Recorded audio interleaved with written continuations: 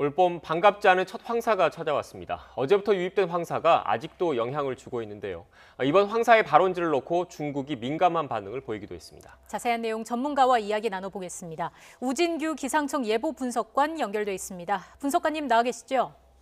네, 안녕하십니까. 네, 올봄 첫 황사 어제보다 기세는 한풀 꺾였는데 언제쯤 완전히 물러나가게 될까요? 네, 현재 북쪽으로부터 추가적인 황사 유입은 다소 약해지고 있는 그런 추세를 보이고 있지만요. 오늘까지는 대체적으로 공기의 질은 안 좋을 것으로 예상이 됩니다.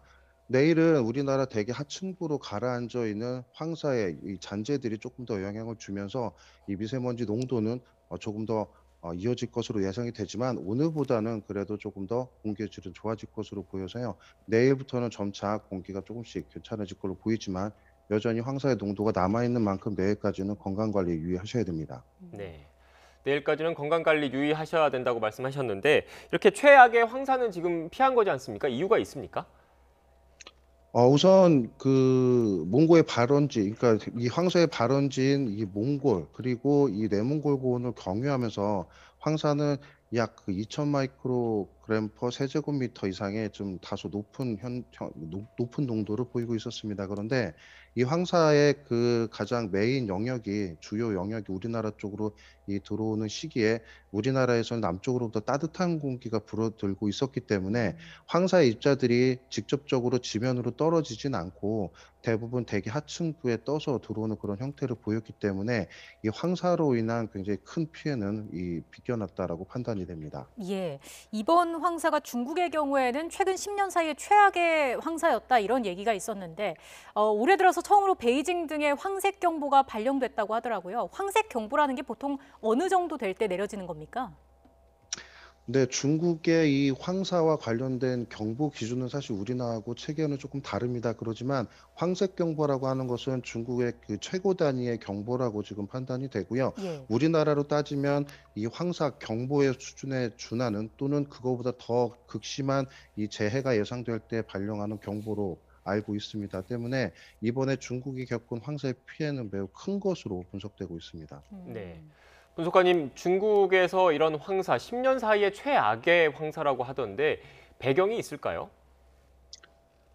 네, 황사에 관련된 피해를 먼저 짚기 전에 황사가 발원할 수 있는 조건을 보게 되면 이 대부분 황사 발원지라고 하는 곳의 토양이 매우 중요합니다. 현재 그 중국 쪽, 베이징 쪽으로 유입이 된 황사는 크게 이 몽골 쪽, 그러니까 고비 사막부터 발원한 이 황사가 이 황토고원에서 2차적으로 발원하면서 베이징으로 유입된 것으로 분석이 되는데요.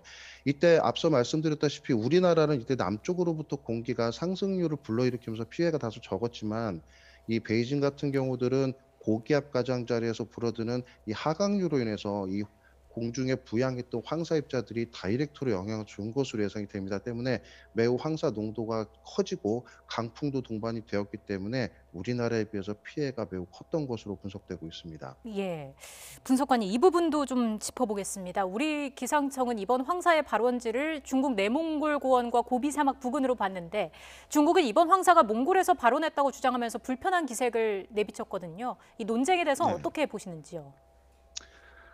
이러한 기상현상들, 특히나 자연재해로 이루어지는 현상들에 대해서는 저는 뚜렷하게 개인적인 소견은 국경에는 그렇게 별 큰 차이는 없다고 보입니다. 중국에서 발언을 했다, 우리나라에서 발언했다라는 그러한 의미는 별로 중요치 않다라고 판단이 되고요.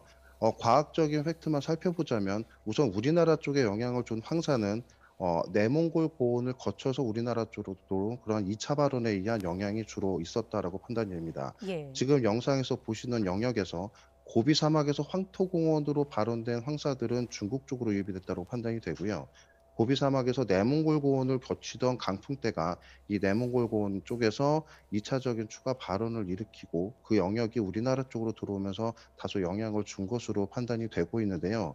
이 중국에서 발원한 황사 입자들이 우리나라 쪽에 영향을 줬다, 안 줬다에 대한 문제는 이러한 자연적인 현상과는 조금 차이가 있는 그러한 좀 시시비비라고 판단이 되기 때문에 이러한 부분들은 기상청에서의 언급은 조금 조심스러운 그런 부분이라고 보겠습니다. 네, 과학적인 분석이 필요하다는 말씀이셨던 것 같고 그렇다면 올해 그 우리나라 황사는 전망이 어떻습니까?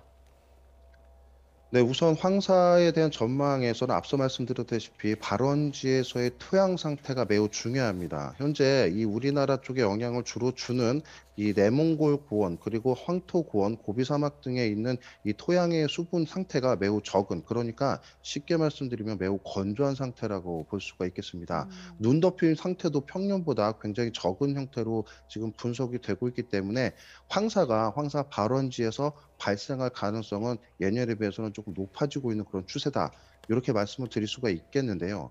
문제는 이 황사가 발원을 하게 되면 이후에 우리나라 쪽으로 불어 들어오는 기류가 형성이 되어야만 우리나라 쪽에 이 황사 영향을 받을 수 있는데, 이 기류가 형성되는 이러한 조건들은 시시각각으로 계속해서 변하기 때문에 황사가 발원을 할 가능성이 높다고 해도 우리나라에 영향을 줄 가능성이 높다라고 보기는 어렵기 때문에 이 상태에 대해서는 굉장히 짧은 시간에 그 우리나라 쪽 영향을 주는 기류의 분석이 매우 중요하다고 볼 수가 있고요.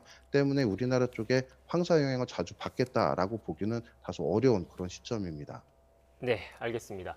지금까지 우진규 기상청 예보 분석관과 함께 황사 관련된 이야기 나눴습니다. 분석관님 오늘 말씀 고맙습니다. 네, 감사합니다.